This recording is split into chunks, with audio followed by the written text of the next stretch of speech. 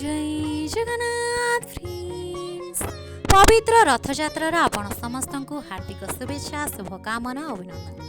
आज हूँ विश्व प्रसिद्ध रथयात्रा। आज श्रीजीव कर्मभूमि जन्मभूमि को यात्रा करेंगे, जहाँ श्री जगन्नाथ रथयात्रा नाम ख्यात। तेबे एही वर्ष रथयात्रार एक विरोध संयोग घटी। महाप्रभु अणसर 15 दिन बदल 13 दिन यह वर्ष अनुष्ठित होती। तेणु तिथि क्षय होता जो महाप्रभु पवित्र रथयात्रा दिन भक्तजन को महाप्रभु रथ उपर नवयौवन दर्शन देवे एवं एही दिन महाप्रभु 3 विशिष्ट नीति संपादित होब। एही दिन महाप्रभु नेत्रोत्सव, नवयौवन तथा रथयात्रा। रथयात्रार प्रथम दिन में महाप्रभु समस्त नीतिकांति एवं रथ टणाଯିव और द्वितीय दिन रथ टाणिबार परम सौभाग्य भक्त मानक प्राप्त हो। महाप्रभु रथ टणा जाए श्रीगुंडीचा मंदिर निकट को नियाजिव। तेबे एही विरल 2 दिन रथयात्रा समस्त जगन्नाथ प्रेमी भक्तजन को अशेष आनंद प्रदान करिछि। समस्त भक्तजन महाप्रभु भाव भक्ति लीन होइछन्।